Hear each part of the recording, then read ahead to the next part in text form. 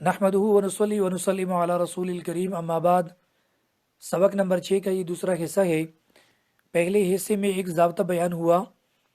جس کے تحت چند ایسی امور ذکر کی گئی جن کی وجہ سے روزہ ٹوٹ جاتا ہے اور صرف قضا لازم آتی ہے یا قضا کے ساتھ کفارہ بھی لازم آتا تھا۔ اب یہاں سے دوسرا ضابطہ بیان کرتا ہوں۔ دوسرا ضابطہ یہ ہے کہ کھانے پینے کی وہ تمام چیزیں اگر روزہ دار نے عمومی طریقے سے کھائی، یعنی جس طریقے سے عموماً لوگ کھاتے پیتی ہیں، تو ایسی صورت میں روزہ دار کا روزہ ٹوٹ جائے گا اور قضا اور کفارہ دونوں لازم ہوں گی۔ مثلا چاول کو پکا کر کھایا جاتا ہے، اسی طرح آٹے کو گوندھ کر روٹی پکا کر روٹی کھائی جاتی ہے، اور بادام کا چھلکا اتار کر بادام کو کھایا جاتا ہے۔ تو اگر کسی روزہ دار نے چاول پکا کر کھائی یا روٹی کھائی یا بادام کا چھلکا اتار کر بادام کو کھایا، تو ایسی صورت میں اس کا روزہ ٹوٹ جائے گا اور قضا کے ساتھ ساتھ کفارہ بھی لازم آئے گا۔ لیکن اگر کسی روزہ دار نے غیر مروجہ طریقے سے ان اشیاء کو کھایا تو ایسی صورت میں صرف قضا لازم ہوگی اور کفارہ نہیں ہوگا۔ مثلا اس نے چاول جو ہیں وہ کچے کھائے، کچے نگل لیے، اسی طرح اس نے خشک آٹے کو کھایا، یا اس نے گوندا ہوا آٹا بغیر پکائے ہوئی اس نے کھایا، یا اس نے یعنی بادام کو ہڈی سمیت چھلکے سمیت نگل لیا، تو ایسی صورت میں اس کا روزہ ٹوٹ جائے گا، لیکن صرف قضا لازم آئے گی اور کفارہ نہیں ہوگا۔ تیسرا ضابطہ یہ ہے کہ کھانے پینے کی تمام اشیاء یا دوائی کو اگر کسی روزہ دار نے منہ کی ذریعے حلق یا معدے یا آنتوں میں پہنچایا تو اس صورت میں اس کا روزہ ٹوٹ جائے گا اور قضا بھی لازم آئے گی اور ساتھ کفارہ بھی ہوگا۔ لیکن اگر کسی روزہ دار نے منہ کے علاوہ کسی اور راستے سے کھانے پینے کی کوئی چیز یا کوئی دوا وہ حلق یا معدے یا آنتوں میں پہنچائی تو اس صورت میں قضا لازم ہوگی اور کفارہ نہیں ہوگا۔ یہاں یہ بات بھی یاد رکھیں کہ انسان کی بدن میں بعض ایسے اعضاء ہیں کہ جن کے اندر خالی جگہ یعنی کھلا ہوا جگہ موجود ہے، وہاں اگر کوئی دوا پہنچی یا کھانے پینے کی کوئی چیز پہنچی تو اس صورت میں روزہ ٹوٹ جاتا ہے۔ مثلا حلق ہے، معدہ ہے، آنتیں ہیں اور اسی طرح پھیپھڑے ہیں، ان کے اندر اگر کوئی کھانے پینے کی چیز پہنچی یا دوائی پہنچائی گئی تو ایسی صورت میں روزہ ٹوٹ جاتا ہے۔ لیکن اس میں ایک صورت یہ ہے کہ اگر منہ کی ذریعے ہو تو پھر اس صورت میں قضا بھی ہوگا، کفارہ بھی، اور اگر منہ کے علاوہ کسی اور راستے سے ہو تو پھر اس صورت میں صرف قضا ہے، کفارہ نہیں ہے۔ اب منہ کے علاوہ جو راستے ہیں ان میں سے پہلا راستہ ناک کا راستہ ہے۔ اگر کسی روزہ دار نے ناک کے ذریعے دوائی لی تو اس صورت میں روزہ ٹوٹ گیا، صرف قضا ہے، کفارہ نہیں ہے۔ دوسرا مسئلہ یہ ہے کہ اگر ناک کے ذریعے کسی نے سگریٹ پی لی، بعض لوگ ایسے ہوتے ہیں کہ وہ ناک کے ذریعے سگریٹ کا دھواں جو ہے وہ پھیپھڑوں میں پہنچاتے ہیں، تو اس صورت میں بھی روزہ ٹوٹ گیا، صرف قضا ہے، کفارہ نہیں ہے۔ البتہ اگر منہ کے ذریعے اس نے سگریٹ پی لی تو اس کا مسئلہ جو ہے آگے آئے گا۔ تیسرا مسئلہ اس میں یہ ہے کہ اگر کسی نے اگربتی یا لوبان کا دھواں جو ہے قصدن ناک کے ذریعے اندر لیا تو اس صورت میں بھی اس کا روزہ ٹوٹ جائے گا اور صرف قضا ہے، کفارہ نہیں ہے۔ دوسرا راستہ جو منہ کے علاوہ ہے وہ انسان کا پاخانے کا راستہ ہے۔ اگر پاخانے کے راستے سے کوئی دوا آنتوں میں پہنچائی جائے یا معدہ میں پہنچائی جائے تو ایسی صورت میں بھی روزہ ٹوٹ جاتا ہے۔ اور یہاں پر ایک بات یہ یاد رکھیں کہ پاخانے کا جو مقام ہے اس سے تقریباً 4 انگل یعنی 3 انچ اوپر جو ہے ایک مقام ہے جس کو عربی میں حقنہ کہا جاتا ہے، اور وہاں سے آنتیں جو ہیں شروع ہوتی ہیں۔ تو اگر کوئی دوا حقنہ کی مقام سے نیچے جو ہے یعنی وہ دوا یا پانی وغیرہ وہاں چلا گیا تو اس صورت میں روزہ فاسد نہیں ہوگا، کیونکہ حقنہ سے نیچی جو جگہ ہے وہاں دوا پہنچانے سے یا دوائی لگانے سے یا پانی پہنچانے سے روزے میں کوئی فرق نہیں آتا۔ اس لیے عوام میں جو یہ بات مشہور ہے کہ استنجا میں عوام یہ کہتے ہیں کہ استنجا کرنے کے بعد استنجا کو خشک کرنا چاہیے ورنہ روزہ فاسد ہوگا، تو یہ بات غلط ہے،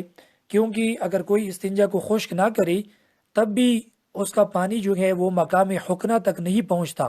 کیونکہ حقنے کا جو مقام ہے وہ تقریباً 3 انچ اوپر ہے۔ تو اگر کسی نے استنجا کو خشک نہیں کیا تب بھی اس سے روزے میں کوئی فرق نہیں آتا، علماء کرام نے مسئلہ لکھا ہے۔ اور اس سے یہ مسئلہ بھی معلوم ہوا کہ بواسیر کی جو مسیں ہوتی ہیں جن کو انگلش میں پائلز کہا جاتا ہے،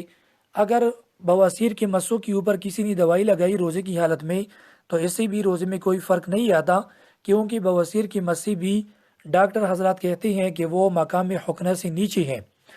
اب اصل مسئلے کی طرف آتا ہوں کہ اگر کسی نے پخانے کے مقام سے دوائی لگائی اور وہ دوائی مقام حقنہ تک پہنچ گئی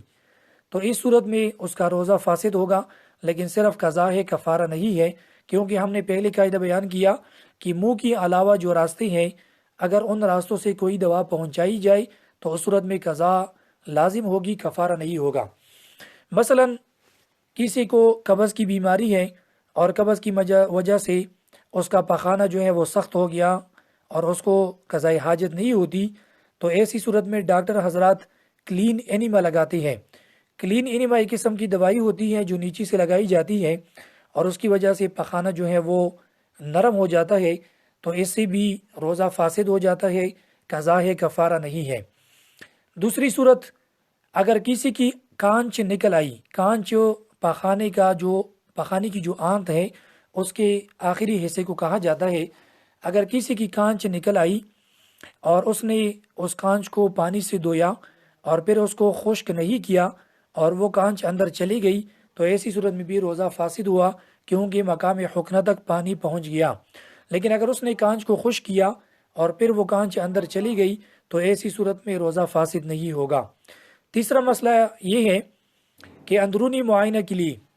ڈاکٹر حضرات مختلف قسم کے آلات استعمال کرتے ہیں، جیسا کہ برانکوسکوپ ہے، گیسٹروسکوپ ہے، انڈوسکوپی ہے، اور اسی طرح معدہ صاف کرنے کے لیے جو رائلز ٹیوب ہیں۔ تو اگر یہ اشیاء معائنے کے لیے، اندرونی معائنے کے لیے استعمال کی گئی اور یہ اشیاء چونکہ آنتوں کے اندر یعنی ان کو چڑھایا جاتا ہے،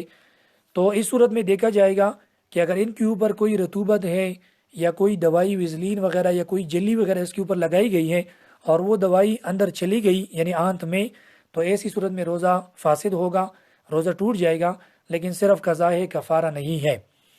اس سے یہ مسئلہ بھی معلوم ہوا کہ اگر کسی کے پیٹ میں کوئی زخم ہو اور وہ پیٹ کے زخم میں کوئی دوائی لگائے اور وہ دوائی جو ہے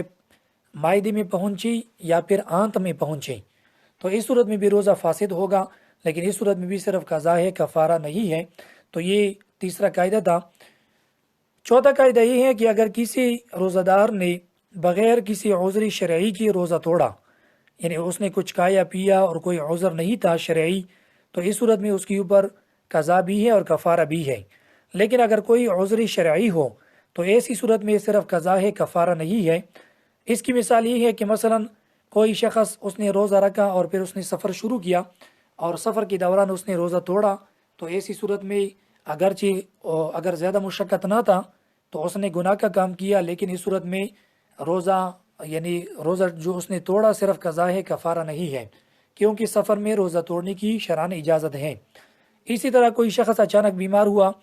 اور بیماری ایسی تھی کہ جان جانے کا خطرہ تھا یا کوئی عضو بیکار ہونے کا خطرہ تھا یا کوئی اور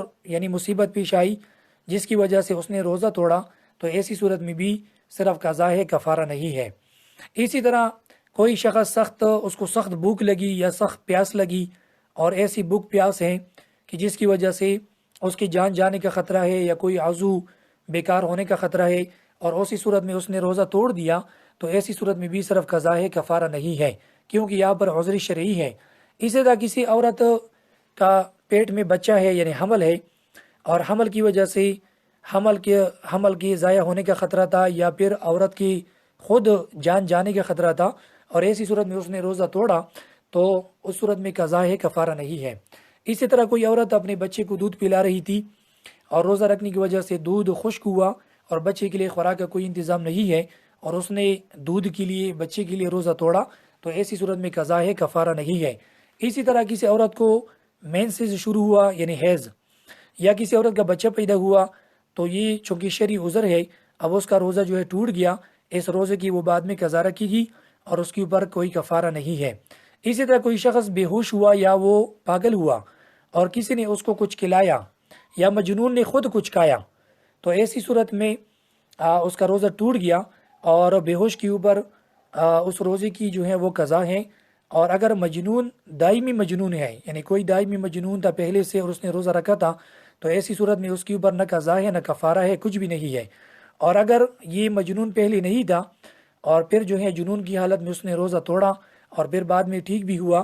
تو اس روزے کی وہ قضا رکھے گا یا اس کی طرف سے پھر فدیہ ادا کیا جائے گا۔